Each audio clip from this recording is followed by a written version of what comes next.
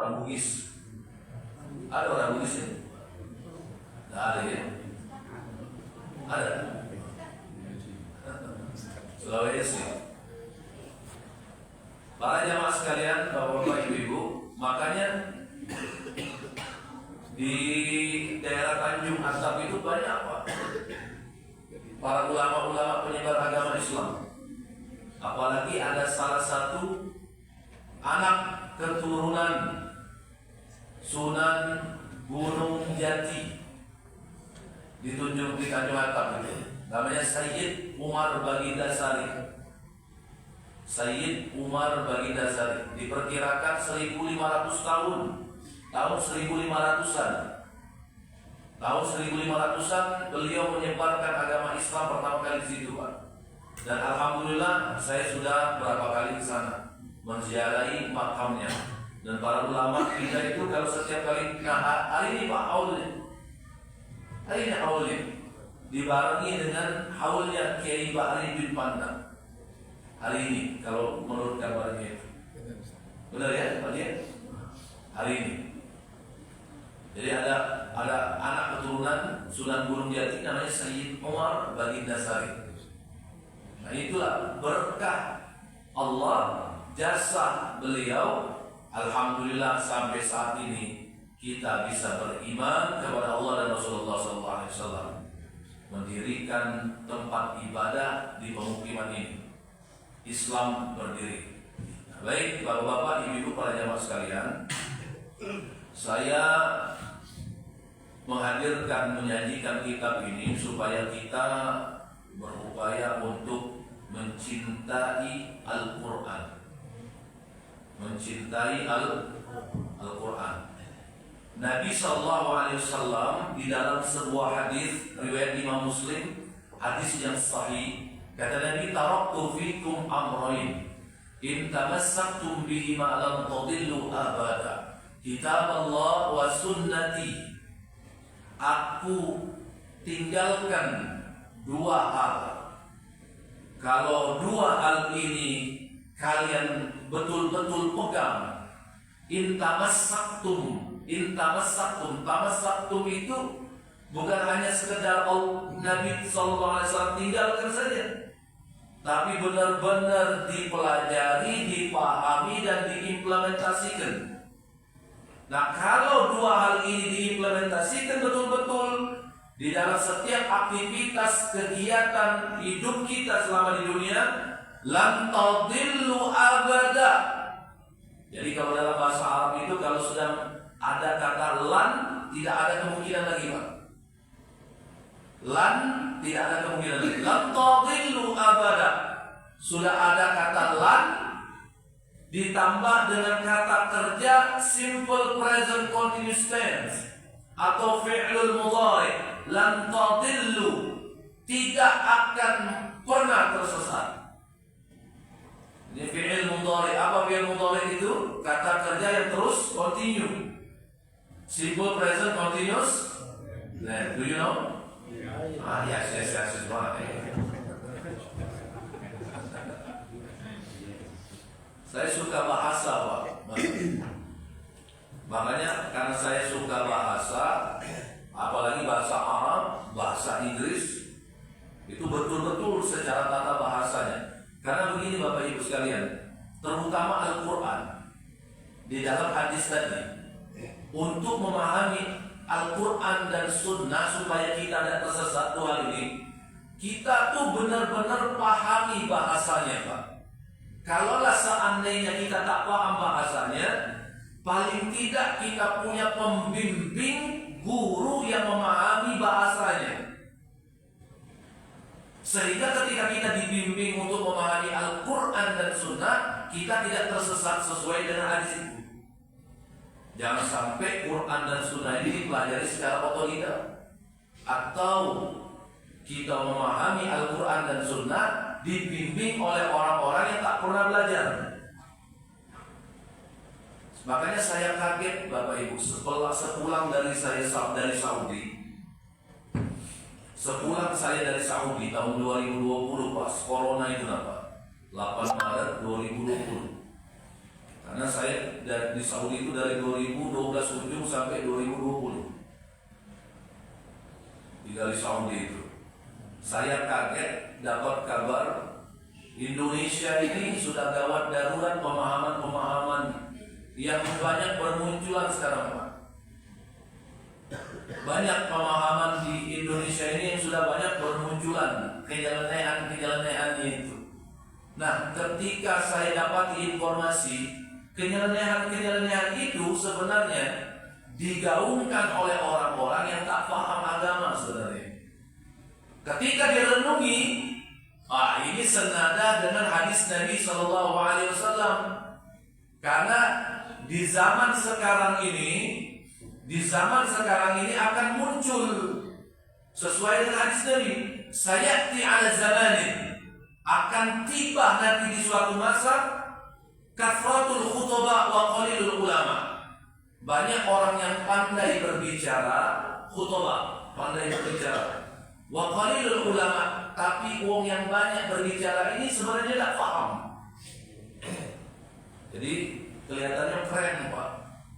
Bahasa yang dia sampaikan keren, nyampe ke ayat Al-Quran, nyampe ke hadis Nabi, tapi dia tidak paham apa kandungan, hakikat kandungan, makna yang tersirat di dalam Quran dan Sunnah, sehingga dia salah memahami Quran dan Sunnah sesuai dengan pemahaman-pemahaman yang diterima oleh para sahabat dari Nabi Shallallahu Alaihi Wasallam. Hati-hati.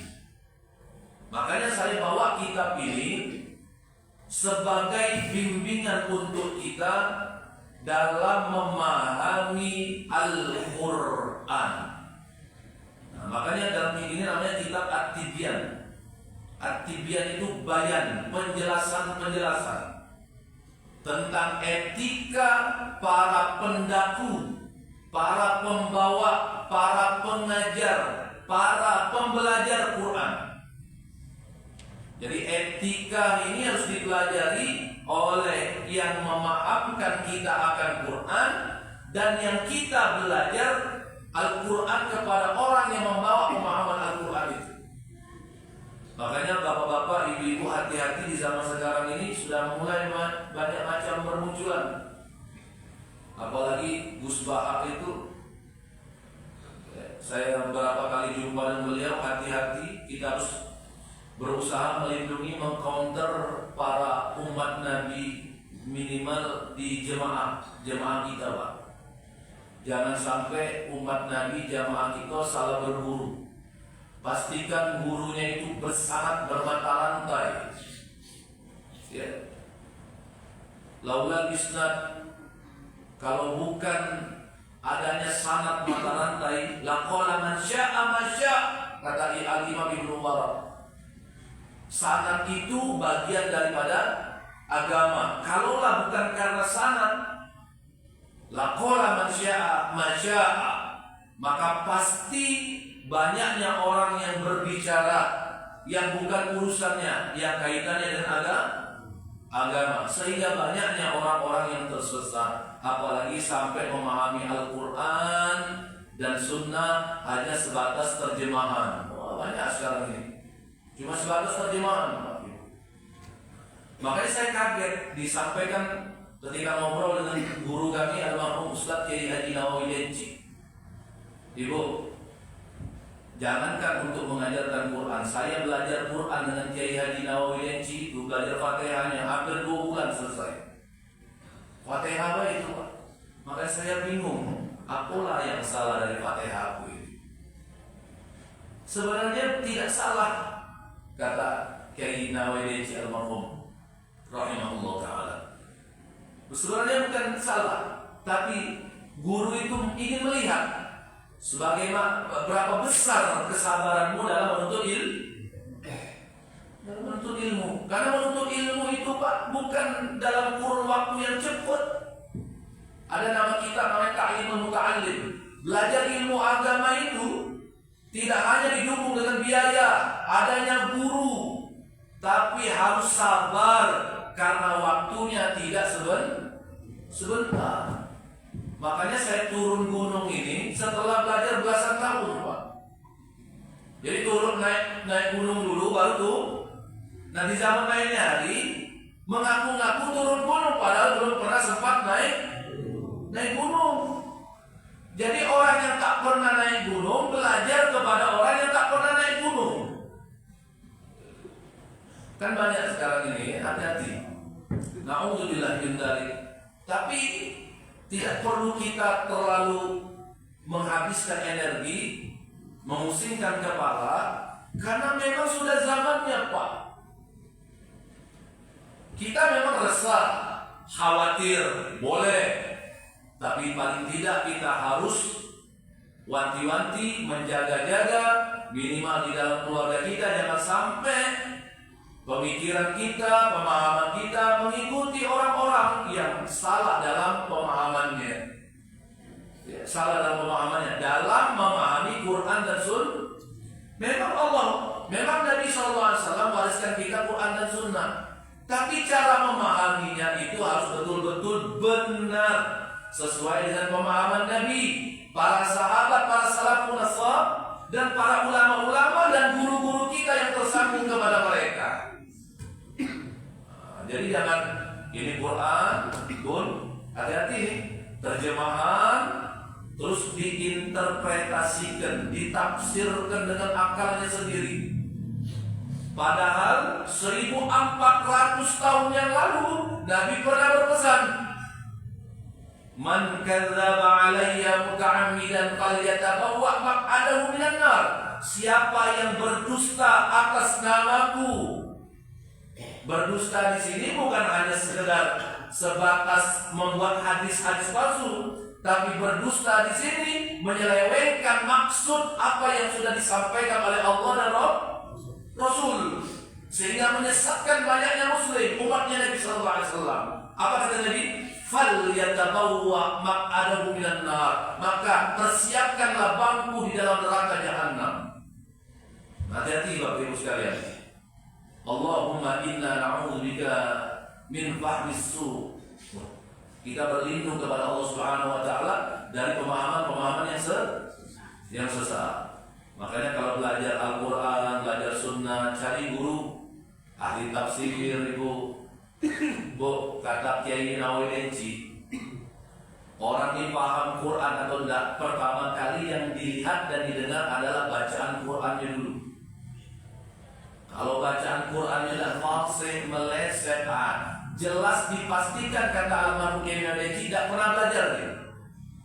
Tidak pernah naik gunung. Nah, saya perhatikan orang-orang yang menyampaikan Al-Quran yang modal terjemahan itu, Pak, bacaannya meleset loh. Jangankan pas, meleset ke dia tuh. Hati-hati, Pak. Makanya ibu, bapak dengar dulu. Bila perlu suruh dia baca Quran. Kita walaupun bacaan kebanyakan umat muslim ini tidak fasih, tapi kita pasti yakin tahu telinga kita ini tidak salah mendengar ada orang yang bacanya fasih atau tidak. Benar kira-kira? Iya kan? Ini mau fasih atau tidak bacanya? Itu dulu yang diperhatikan. Yang kedua apa? Paham tidak bahasa dalam Al-Quran itu? Karena Allah menurunkan Al-Quran dengan berbahasa Arab, maka kita pahami bahasanya. Inna anzalnahu Qur'anan Arabiyyan la'allakum ta'qilun, kata Allah. Sesungguhnya kami dengan keagungan. Ayat ini saja Bapak Ibu sudah menjelaskan ya, bahwasanya kita itu jangan terjebak dengan tekstual. Buktinya Allah menggunakan inna anzalnahu Qur'anan Arabiyya. Inna anzalna, sesungguhnya kami telah. Kami ini kalau kita secara akal psiko apa banyak? Banyak. Nah, ayo. Kalau cuma menggunakan teksnya, berarti Allah itu banyak kan? Kalau secara teks, padahal Allah itu ahad, sebagaimana disampaikan oleh anak tadi yang menyampaikan Asmaul. Maka saya bersyukur Bapak Ibu ya, sambil menunggu komat dilantunkan Asmaul Husna. Itu bukan bid'ah. Ada kelompok ini bid'ah, hati-hati. Ya. Dan kelompok-kelompok itulah yang salah dalam memahami Quran ini tadi. Hati-hati, dikit bid'ah, apa-apa bid'ah. Yang lebih mirisnya lagi, baru 9 hari ke Mekah ke Madinah umroh, kapan balik sholat di masjid ini sudah nyala-nyala. Saya berapa tahun di sana, tidak saya bawa pemahaman di sana, Pak. Tidak saya bawa. Berapa tahun saya di sana belajar dengan para ulama di sana, sambil belajar, nyari duit sambil nyari ilmu. Tak saya bawa sedikit pun pemahaman di sana. Kenapa? Karena kita tidak sefrekuensi. Bukan salah pemahaman di sana atau bukan salah pemahaman di sini. Cuma beda metode sedikit saja, kaifiatnya, caranya. Allah Ahad. Kok Allah menggunakan kata nahnu inna anzalna? Sesungguhnya kami menurunkan Al-Quran. Maka inna nahnu harusnya seperti itu. Sesungguhnya kami, kata kami di sini dalam bahasa Arab dita'azzum, menunjukkan keagungan Allah, kemahabesaran Allah. Apa kemahabesaran yang Allah tampakkan dengan Allah turunkan Al-Quran berbahasa Arab. Tidaklah aku menurunkan Al-Quran sesuai dengan bait, melainkan sesuai dengan bahasa kaumnya. Nah, bahasa kaum Nabi Muhammad SAW, kitab yang diturunkan dengan berbahasa Arab. Nah, maka hati-hati dalam menginterpretasikan Al-Quran, apalagi berbahasa Arab.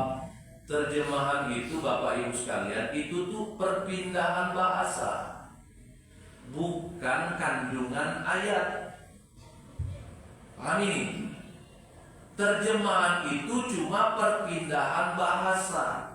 Secara umum bisa kita tahu, tapi kandungannya tidak akan bisa tahu tanpa adanya tafsir. Nah, tafsir ini perlu kita pahami juga, harus ada bimbingan, Pak. Karena kita terbatas dalam menguasai, dalam memahami bahasanya. Makanya sekali lagi butuh adanya guru untuk membimbing kita. Nah, ketika kita memahami ilmu agama ini, tidak akan pernah terlepas dari perbedaan pendapat. Tidak akan pernah terlepas dari perbedaan pendapat. Justru inilah sunnatullah. Inilah sesuatu yang dikehendaki oleh Allah. Allah berkehendak adanya perbedaan. Perbedaan itu rahmat.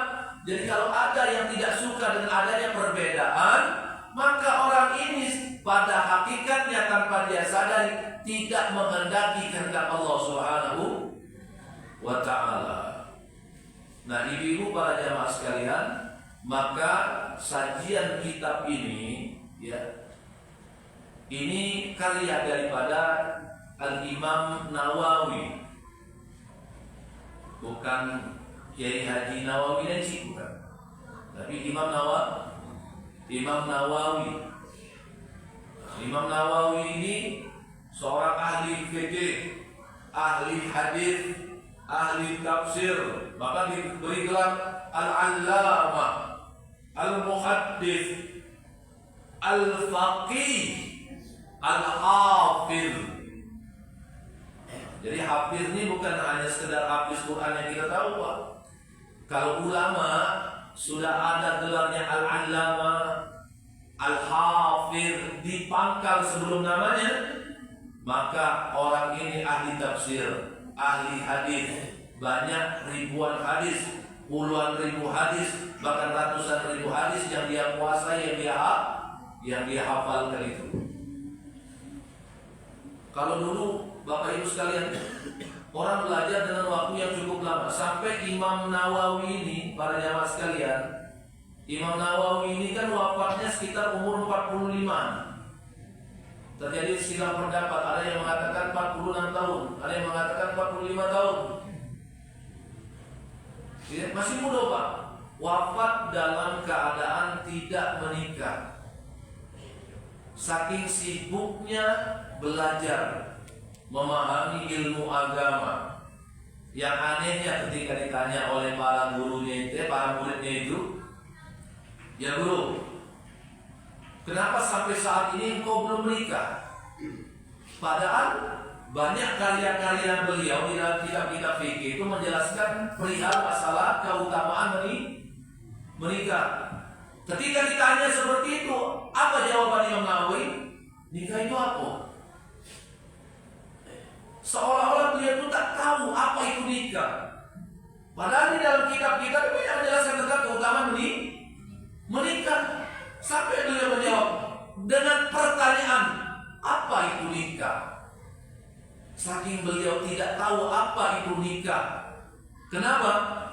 Karena yang ada di otaknya beliau, yang ada di dalam qalbunya beliau hanyalah untuk belajar memahami ilmunya Allah Subhanahu wa taala yang Allah turunkan hanya sedikit. Wa ma utitum min ilmin illa qalila. Tidaklah aku karuniakan daripada ilmu kecuali dalam hanya sekadar ukuran sedikit saja. Nah, yang sedikit ini saja Bapak Ibu sekalian dah habis kita pelajari. Makanya kita minta kepada Allah Subhanahu wa taala di seluruh usia kita, di sisa-sisa usia kita masih punya kesempatan untuk mempelajari ilmu yang Allah Subhanahu wa taala, termasuk mempelajari syariat dengan benar.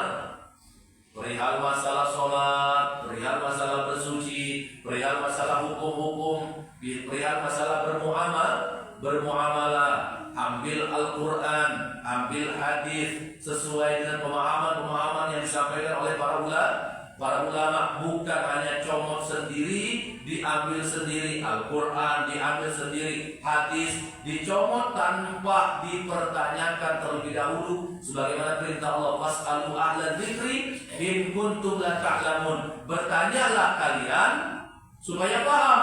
Kepada siapa? Kepada orang-orang ahlul zikri. Siapa ahlul zikri itu? Ahlul fikr.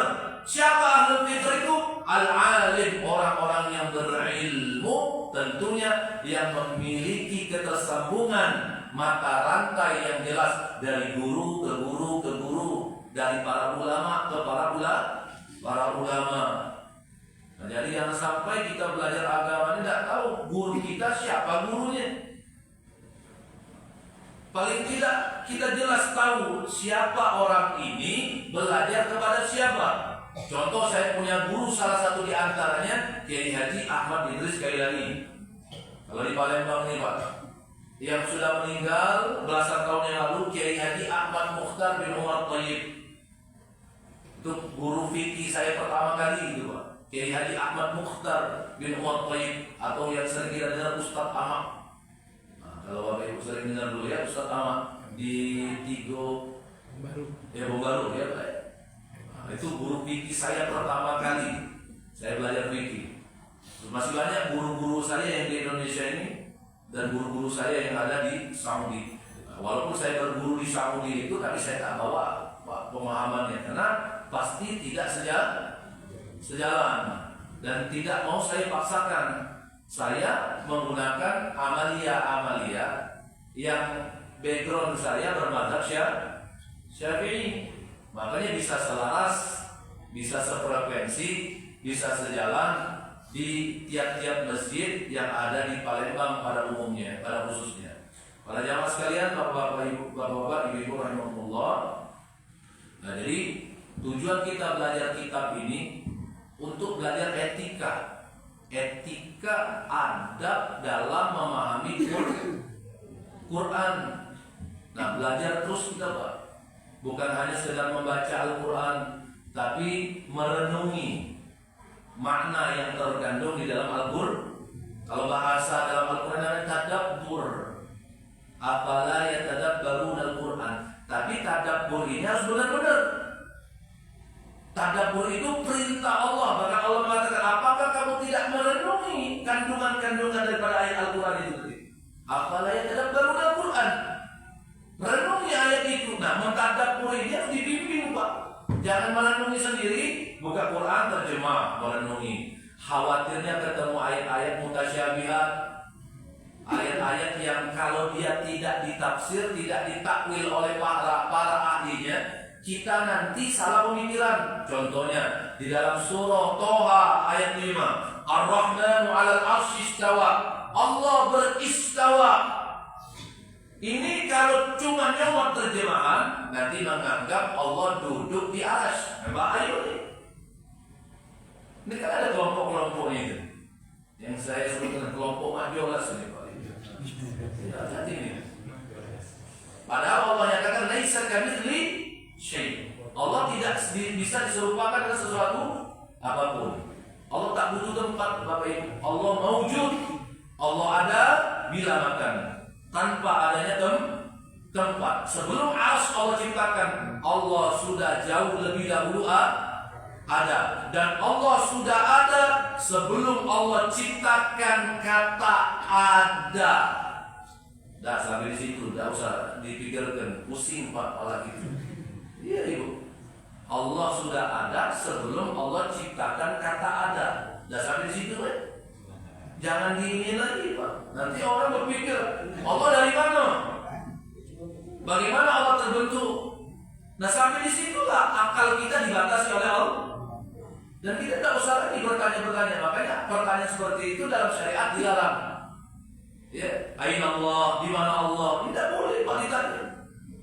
Kamillah, berapa jumlahnya Allah? Berapa banyaknya Allah? Ya. Kaifa Allah? Bagaimana Allah itu bisa ada? Nah, pertanyaan ini kalau dimunculkan, nanti ujung-ujungnya dihubungkan dengan manusia. Kita berasal dari mana? Dari bapak mak kita. Bapak mak kita berasal dari mana? Kakek nenek kita. Kakek nenek kita berasal dari mana? Oh iya kita berasal dari mana? Dari bapaknya. Maka ini kaitan dengan kita. Allah dari mana? Kakek bingung ini mentok.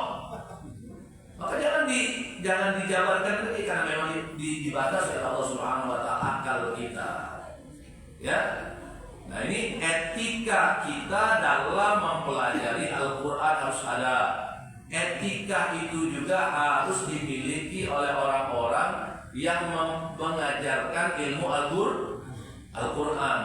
Bapak Ibu, dampak yang terjadi kalau kita tidak mentadabburi Al-Qur'an, kering iman kita. Kering iman kita. Kalau kita tidak mentadabburi Al-Qur'an, tidak merenungi kandungan-kandungan ayat Al-Qur'an. Tapi ingat, jangan salah berguru. Panggil ahlinya Pak, banyak ahli tafsir. Ya, keluaran jebolan dari pondok pesantren di Jawa, di Lirboyo, Sidogiri, itu kan ahli-ahli kan, Tabuirem, atau kalau jebolan-jebolan dari Mesir, diundang itu Pak. Ya, yang gelarnya LC itu hadir kan, yang bacaannya sudah bagus. Kalau ngajak tadabbur Quran itu pakai kitabnya tafsir para ulama, bukan cuma ngambil ke slide ayat terjemah. Saya tengok di YouTube itu slide terjemah. Akhirnya ada satu di YouTube itu di TikTok. Nah, saya gara-gara sebab itulah membuat TikTok. Padahal saya itu tak suka sebenarnya dari awal. Ya, mau tak mau buat TikTok itu. Akibat ditanya oleh jemaah, Ustaz, mana pemahaman ini? Karena di dalam video itu katanya, ini ya, tidak apa-apa sebutkan namanya, ini bukan menghibah, tapi karena dia menyebarkan sesat secara umum di dalam media.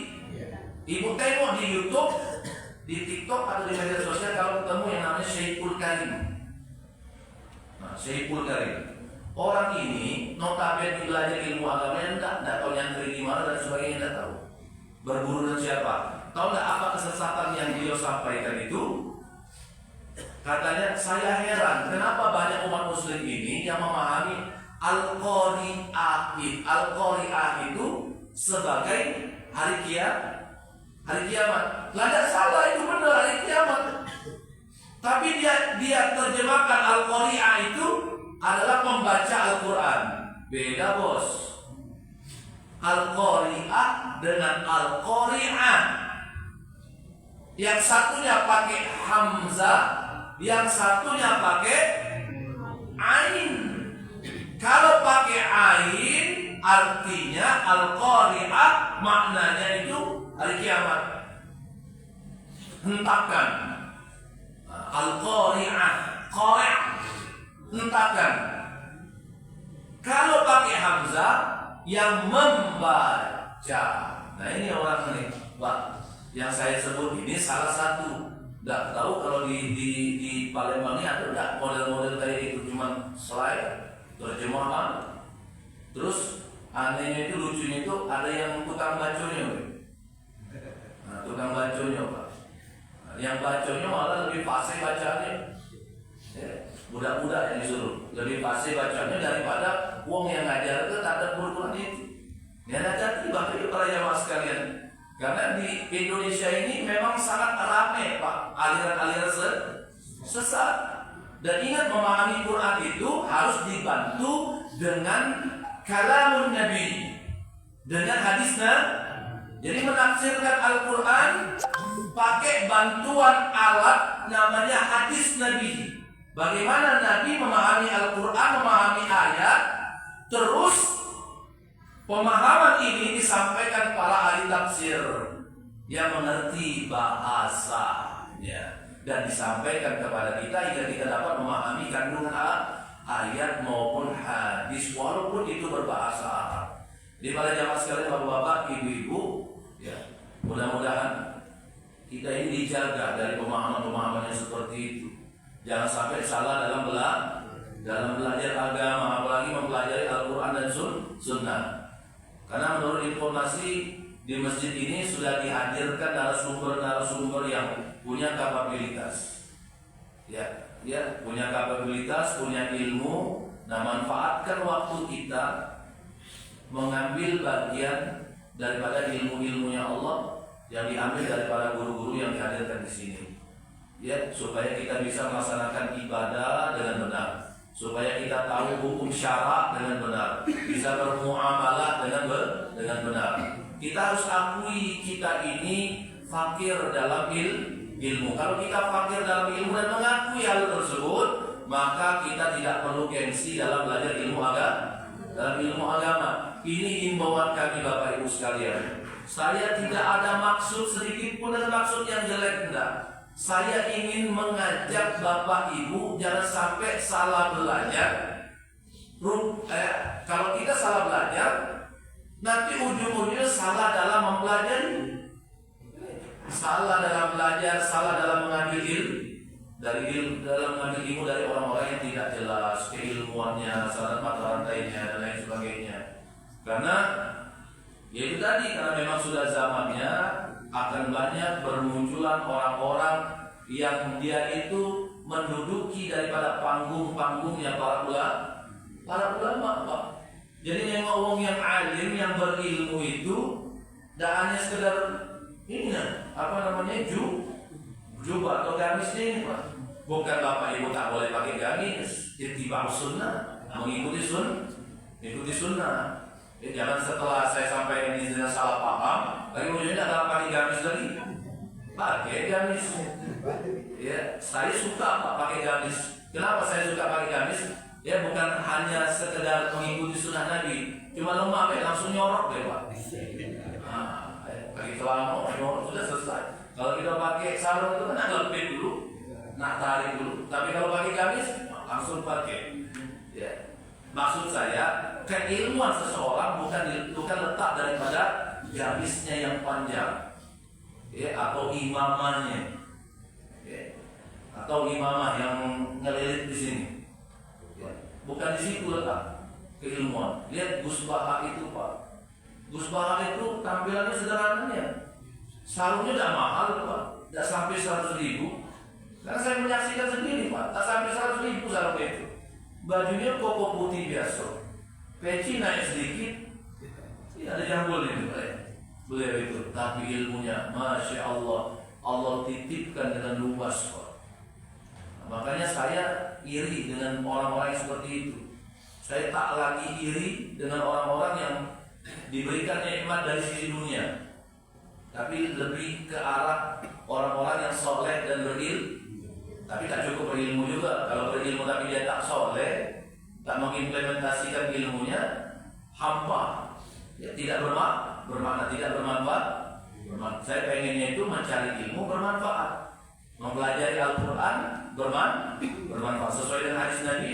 khairukum man ta'allama al-Qur'an wa 'allamahu. Sebaik-baiknya kalian adalah yang terus belajar Al-Qur'an, mengkaji Al-Qur'an, dan jangan lupa mengajarkan apa yang sudah kita pelajari supaya apa? Bermanfaat.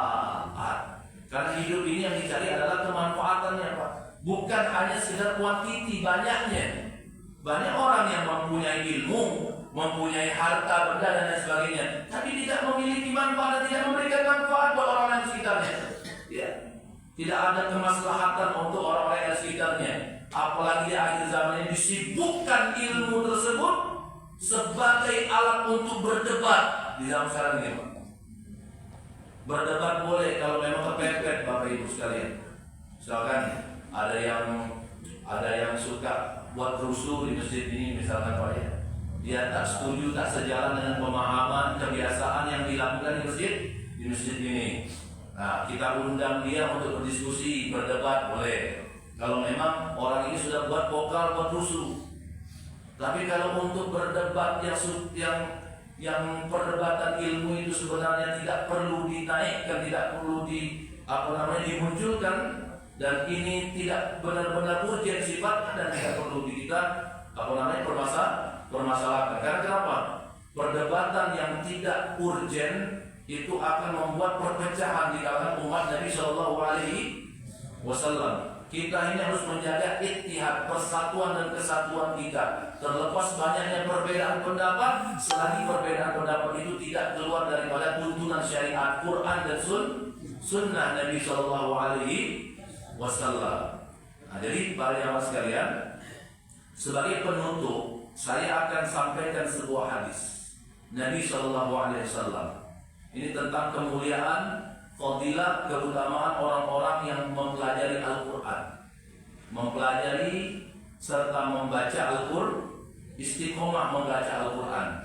Ya, dalam pembahasannya, insya Allah nanti di lain waktu mudah-mudahan kita bisa ketemu lagi kalau ada takdirnya. Ya. Nah, jadi kata Nabi, hadis ini diriwayatkan oleh Imam Bukhari dan Muslim, jalurnya dari Sayyidah Aisyah. Qalat, Sayyidah Aisyah berkata, qala Rasulullah SAW, Nabi SAW bersabda, alladzi yaqra'ul Qur'ana wa huwa mahirun bi ma'as-sabara al-kiramil barara. Ada orang-orang yang senantiasa mempelajari Al-Quran, membaca Al-Quran, memahami Al-Quran, merenungi akan Al-Quran, wa huwa mahir, dan dia paham betul-betul. Mahir di sini tidak hanya paham, tapi bisa mengimplementasikan di dalam kehidupan sehari-hari. Akhlaknya tertampak, akhlak Al-Quran. Maka orang-orang yang mahir ini tadi tidak hanya mahir dalam membaca. Kan sekarang ini banyak mahir membaca, nadanya bagus, tapi dia tak paham maknanya, tidak dia implementasikan, tidak dia terapkan di dalam kehidupan sehari-hari dengan akhlak yang baik. Nah, orang yang mahir semuanya paket lengkap. Akhlaknya bagus, bacaan Qurannya paham, bacaan Qurannya bagus, dan orang-orang melihat akhlaknya baik dan lain sebagainya. Orang yang seperti ini, kata Nabi, ma'as-sabaratil kiramil barara. Orang ini akan selalu didampingi oleh malaikat yang disiapkan oleh Allah Subhanahu wa taala untuk menjaganya selama dia mengamalkan Al-Qur'an di dalam kehidupan sehari-hari dengan akhlak yang baik. Jadi Pak, wong yang mahir Quran itu tidak sembarangan. Orang ini benar-benar dijaga oleh Allah, Allah turunkan malaikat. Ada kelompok yang kedua, walladzi yaqra'ul Qur'ana wa yatata'ta fihi wa huwa syaqun 'alaihi lahu ajran. Ada orang yang suka membaca Quran, mempelajari Al-Quran, wa huwa yatata'ta, tapi bacaan Qurannya terbata-bata. Ya, terbata-bata. Fihi wa huwa syaqun, berat dalam membaca Al-Quran, berat. Berat dalam membaca. Tapi dia selalu berupaya untuk mempelajari Al-Quran. Dia konsisten, dia istiqomah. Dia tidak malu belajar Al-Quran walau usianya tuh. Sadar deh ya, jangan malu ibu belajar Quran. Jadi kalau ada kancelnya itu, kawannya itu ngajak belajar Al-Quran, tahsinul Quran, jangan malu-malu. Walau usia sudah tua di atas 50 tahun, silakan akui saja kita tidak pandai baca Al-Quran, tapi kewajiban kita belajar Al-Quran sampai mati. Nah, sampai mati. Bu, saya ini walaupun sudah belajar agama, tapi tetap belajar kepada guru-guru. Lanjut Pak, tidak ada henti-hentinya belajar agama. Tanya guru-guru yang hadir di sini Pak, yang dihadirkan di sini. Mereka itu sampai saat ini tetap terus ketemu dengan guru-guru. Ya, mungkin buka kitab di hadapan guru, memahami kitab yang belum sempat ditamat, dihatamkan, yang belum sempat dipelajari. Masih banyak kitab-kitab para ulama yang belum sempat kami pelajari. Nah, jadi jangan sampai bapak-bapak, ibu-ibu tidak berlomba dalam kebaikan itu. Apa kebaikan itu? Yaitu belajar ilmu agama. Nah, ibu jangan malu-malu kalau bacaannya terpleset, tidak fasih. Ya, jangan malu-malu. Cuma ada keadaan-keadaan tertentu bagi orang-orang yang bacaannya masih berat, keadaan-keadaan tertentu yang itu tidak dianjurkan, seperti mengajarkan Al-Quran dengan pemahaman-pemahaman yang dia belum paham itu, atau dia memimpin sholat berjamaah, kecuali paling tidak mendekati Pak. Karena kalau nak nunggu fase ini kan mungkin agak susah, kecuali memang diterapkan, karena tidak seluruh masjid musola itu diterapkan imam hafidz Quran. Tidak seluruh masjid musola. Tapi kalau diterapkan ada hafidz Qurannya, itu aman ini. Para jamaah ikut sholat saja.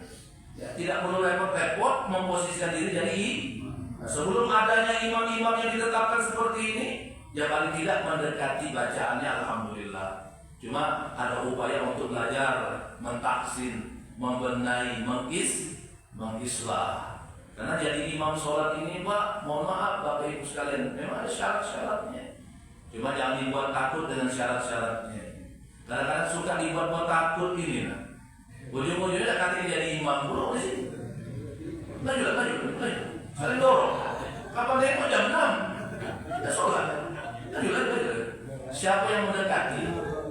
Ya, siapa yang mendekati antara bapak-bapak nih? Nah, itu maju. Bila perlu dia rawatibkan disusun. Nah, cuma alangkah baiknya yang disusun ini dibina Pak. Dibina. Cuma kadang-kadang mohon maaf, saya kadang-kadang suka sering dengar di Indonesia, ya kalau di Palembang, tiap-tiap masjid ini gara-gara urusan imam saling kato, bukan saling mendukung, saling kato loh pasangan. Aku ini ya kalau dengar bacaan mamang itu, ya salah banget. Aku tidak tahu jadi imam. Saya ngomong di luar, aktivitas di masjid, biasanya itu. Tidak tahu kalau di sini, usaha main ya selalu. Dalam bedanya, janganlah Pak. Kita ini di tempat yang baik, kayak dapat rahmat, jago persatuan kita. Ada apa-apa, diskusi. Nah, diskusinya dibimbing oleh orang yang ahli. Makanya Pak, kalau kaitan dengan masalah hukum syariat ini, kalau kita berselisih, maka hadirkan guru Pak, supaya guru mencari solusi, memberikan solusi kepada kita yang sedang berselisih. Jangan lah guru, kita ini krisis akan imam sholat. Nah, didengar ke siko-siko yayai dari baca. Nah, siapa yang paling mendekati? Nah, rupanya dapat 3, dan 3 dulu. 3 ini dibimbing, sabar, nunggu sampai dia fase. Cuma ada 2 kemungkinan Pak, sampai dia fase atau sampai dia mati. Iya kan? Sudah, tidak usah dibuat pusing. Memang benar, ada syaratnya jadi imam ini. Cuma jangan gara-gara syarat itu mau menakut-nakuti gitu. Ujungnya tidak sholat berjamaah gitu. Ya, siapa yang mendekati antara bapak-bapak, ya sudah bismillah. Nah, tapi ada niatan untuk belajar, dibimbing. Jangan malu-malu Pak. Walaupun usia kita lebih tua dari guru kita, jangan malu-malu. Ustaz, tolong ajari aku Ustaz. Guru Ustaz sudah tunjuk aku jadi imam, aku nak belajar niat supaya bacaan ini mendekati yang benar. Allah Ta'ala a'lam bishawab. Mudah-mudahan sedikit pembukaan muqaddimah saya, ya, karena ya Ibu, apa yang saya sampaikan ini ya sedikit mukaddimah daripada kitab At-Tibyan. Pokoknya jangan sampai kita ini malas baca Quran, mempelajari Al-Quran. Orang-orang yang tak kata Nabi, yang terbata-bata saja masih diberikan oleh Allah Subhanahu wa taala dua pahala lahu ajron, dua pahala. Makanya itulah membedakan mana Al-Quran, mana Al-Quran. Orang yang baca Al-Quran sebanyak apapun dia dapat manfaat ilmu. Tapi kalau dia baca Quran walau ia tak terbata-bata sedikit-sedikit, tidak hanya mendapatkan manfaat ilmu, tapi manfaat ketenangan daripada batin. Baca Quran terus Bapak Ibu sekalian. Walau hanya satu makro, alhamdulillah sehari. Uji coba dulu Pak. Tiap hari baca sedikit. Ya. Kadang-kadang baca Quran kita hanya di bulan Ramadan. Selesai Ramadan selesai juga baca Quran. Tidak tiap hari. Wallahu a'lam bishawab. Di sana yang dapat kami sampaikan, mudah-mudahan mukadimah kita membawa berkah dari Allah Subhanahu wa taala. Kalau ingin ada yang dicurahkan, yang disampaikan, ada yang ditanyakan, kami persilakan Bapak Ibu. Sambil menunggu kita untuk melaksanakan sholat Isyraq. Sholat Isyraq itu Bapak Ibu, Bu, menentukan sholat Isyraq itu, lihat waktu syuruknya jam berapa, ditambah naiknya 4 derajat matahari. 4 derajat itu sekitar 16 menit. Jadi syuruknya berapa? Nah, syuruk berapa misalkan? Syuruk 6 lewat 5 syuruk. Nah, tambah 16 menit. Nah, itulah waktu kita sholat Isyraq. Banyak yang salah sangka syuruk sholat Isyraq. Salah. Matahari dari naik itu, Pak. Syuruk tambah 4 derajat. 4 derajat. 1 derajat itu sekitar 4 menit. Jadi 4 kali 4 16 menit. 6 lewat 5 tambah 16 menit. Jadi berapa itu? Misalkan 6 lewat 5 tambah 16 menit. 6 lewat 21. Nah, kita bisa melaksanakan sholat Isyraq. Dan kalau bisa, jangan ditinggal dengan sholat Isyraq. Apalagi kita yang belum berangkat ibadah haji dan karena pahalanya kita bisa mendapat pahala haji dan umroh. Ada yang mau tanya? Oke. Ya silakan. Kami izin minum Pak. Assalamualaikum warahmatullahi wabarakatuh. Waalaikumsalam. Saya mau tanyakan dalam Al-Quran itu bahwasanya jangan kamu datang istrimu dari belakang. Jangan mendatangi istrimu dari belakang. Jangan mendatangi istrimu dari belakang. Ya baik. Itu tafsirnya gimana sih? Ya. Al-Imam Ibnu Jarir At-Tabari mengatakan, ya, dari belakang itu fi duburiha, ya, dari belakang, dari arah yang tidak diperkenankan untuk menggauli bagian itu. Itu secara umumnya Pak. Kalau dalam fikih itu jangan bagian itu dikenal. Ya. Pendapat yang kedua, datangi istrimu secara ma'ruf. Secara ma'ruf itu secara benar, ada etikanya Pak. Ada adabnya. Lihat kondisinya, lihat keadaannya. Apalagi kalau kondisinya lagi haid, lagi menstruasi.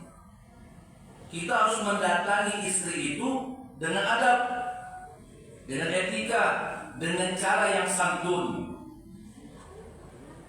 supaya dia menerima ajakan, tidak terpaksa.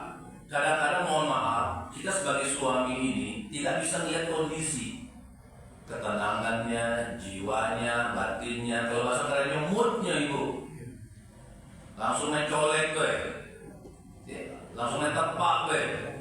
Wajib itu. Betul, wajib itu ya. Saya tak menyalahkan itu. Wajib. Tujuannya apa Pak wajib? Untuk menyelamatkan kita suami dari pandangan-pandangan yang tidak halal bagi kita. Karena kata Allah, "Hunna libasul lakum wa antum libasul lahun." Istri itu adalah pakaian, libas. Kalau tekstual terjemahan, nah ini kata saya jangan pakai terjemahan. Istri itu libas, pakaian, terjemahannya. Libas itu makna tafsirnya adalah tameng, perisai kita yang menghalangi kita dari perbuatan Perzina itu tugas istri, dan sebaliknya wa antum libasul lahun. Kita sebagai laki-laki, sebagai seorang suami adalah tameng bagi istri kita. Jangan sampai istri kita itu berbuat maksiat. Makanya para jamaah sekalian, ya, Sayyid Muhammad bin Ali al-Maliki dengan ayat yang disampaikan itu tadi membuat sebuah kitab tentang keluarga, Pak. Tentang keluarga.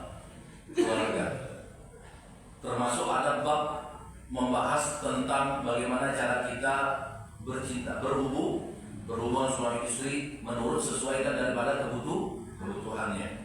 Tujuannya adalah untuk melindungi masing-masing suami ataupun istri. Dan di situ harus dipahami etika-etikanya, adabnya, melihat keadaan kondisi si istri juga bagaimana, Pak. Bahasa tadi yang sudah saya sampaikan, moodnya bagaimana, hatinya sedang senang atau tidak. Jangan langsung main-main pakso baik kadang-kadang. Main tarik, langsung banting, langsung bapak bikas. Kayaknya melek-melek kan loh ini mata ini. Kalau sudah bahas yang kayak ini, harus ada etikanya juga ibu ya, harus ada etika. Dan begitu juga sebaliknya, ibu-ibu harus memahami kebutuhan itu kalau kadang ditunda, mohon maaf, itu sangat membahayakan. Membahayakan. Makanya kadang-kadang Bapak Ibu sekalian, urusan yang seperti itu kadang-kadang belum tentu bisa diselesaikan dengan cara berhubungan, Pak. Belum tentu, Pak. Maka banyak solusi yang lain, yaitu menyibukkan diri dengan berbagai macam ibadah. Saya ini ibu ya, mohon maaf Bapak Ibu sekalian, kenapa saya kalau habis ngajar langsung balik? Biar selamat. Iya, biar selamat, Pak. Kalau habis ngajar balik, balik.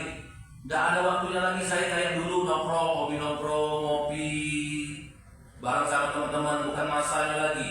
Masanya sekarang adalah bagaimana memperhatikan anak dan istri, kebahagiaan mereka, ketenangan mereka, kedamaian mereka. Makanya bapak-bapak, ibu-ibu, Pak, tolong pahami kalau istri itu bawaannya nak ngomel terus.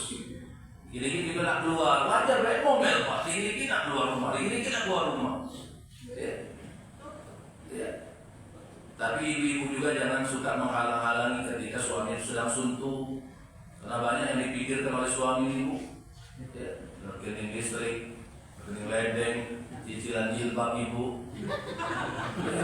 Ya, makanya kalau bapak lagi nak mancing, izin tuh lah. Kalau nak mancing izin tuh lah, daripada mumet. Ditambah ngomel-ngomel bro, bininya udah gitu. Ya, sudah ada dikasih, diomel-omel dulu. Nah, inilah kita betul-betul harus. Ya, sebenarnya saya tak pantas ngomong kayak ini di hadapan para senior. Kalau saya kan junior dalam urusan rumah tangga. Pengantin itu kan ada dua, Bu.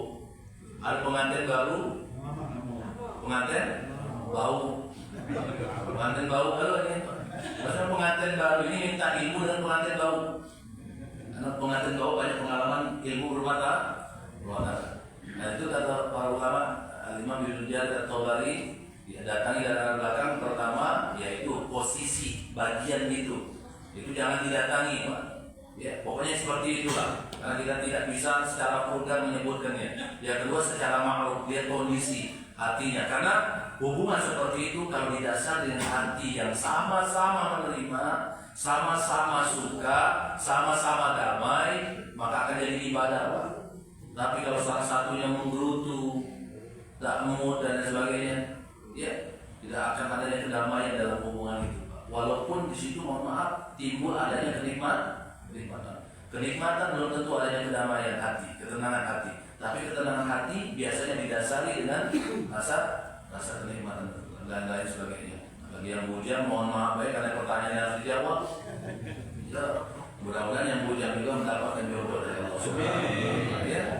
Cuma kalau yang masih belajar dulu. Ini bisa ayam. Cukup? Ya silakan. Kalau saya terserah Bapak Ibu tuh lah.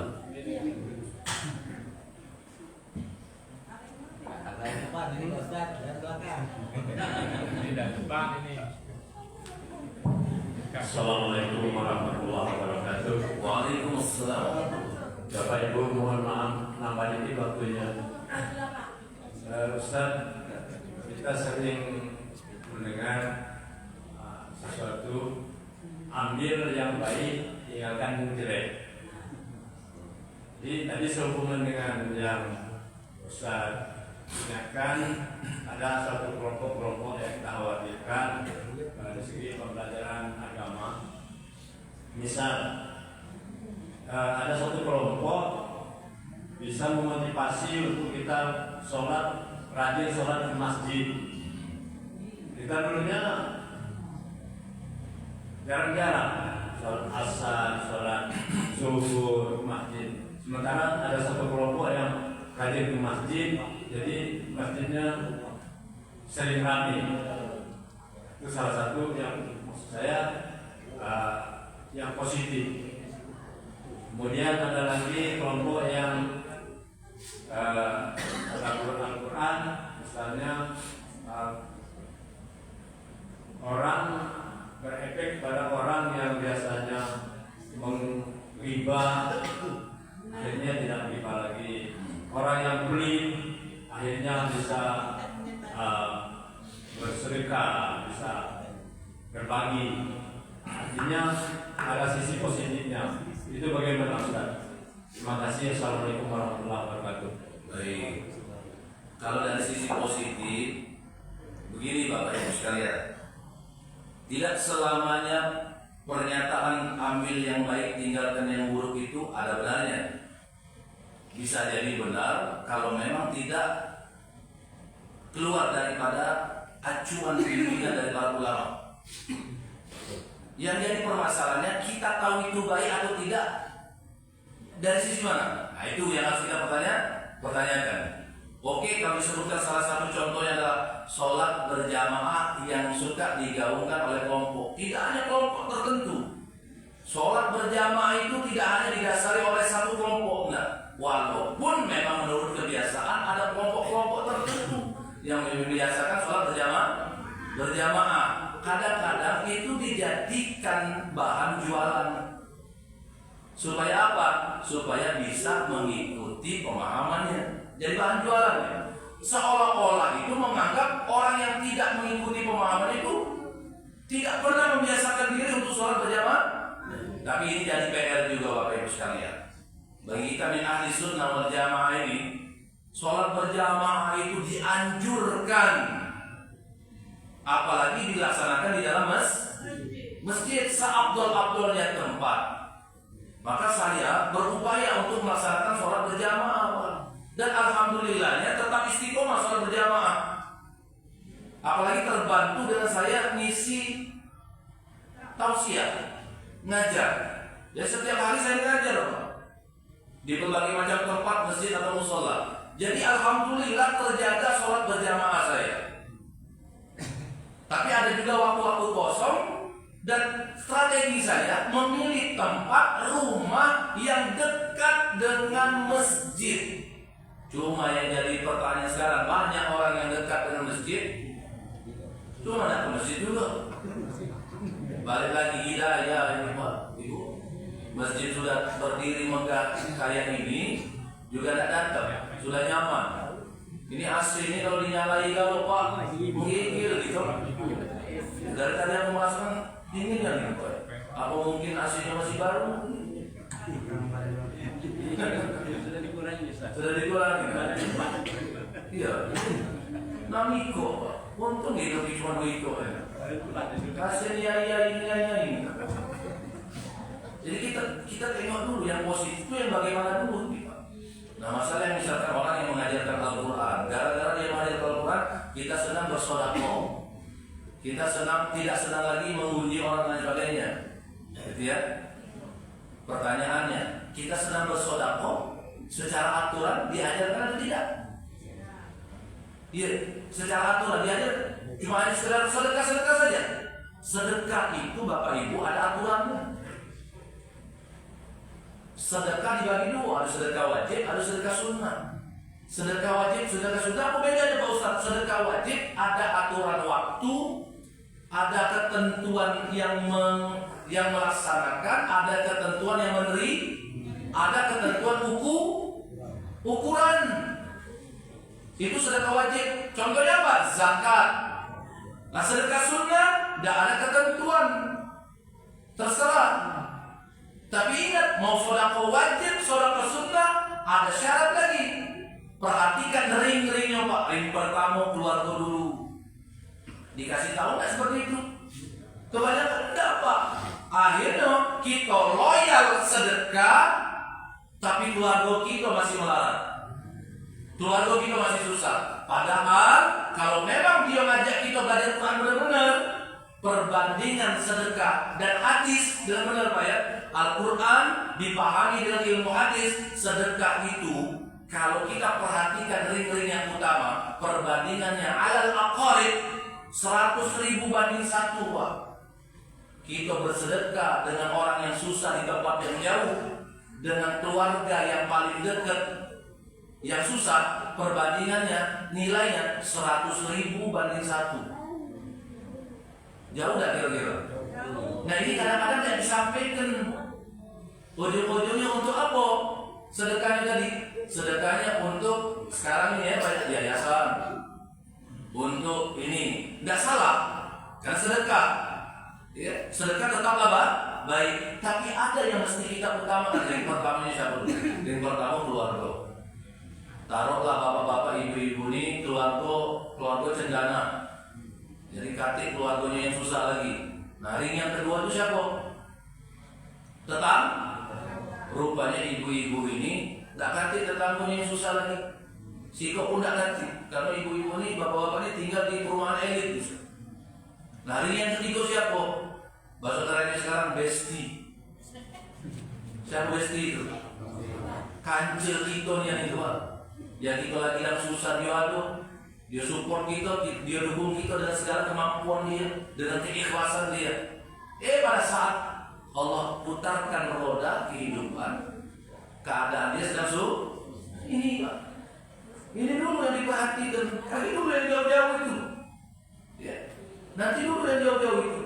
Beda halnya kalau harta gitu nih pecah almarhum Haji Alif, beda ceritanya itu. Dan seri lagi Pak tinggal muntal baik. Nah itu, jadi kita tengok yang positif, yang baik yang mana dulu nih.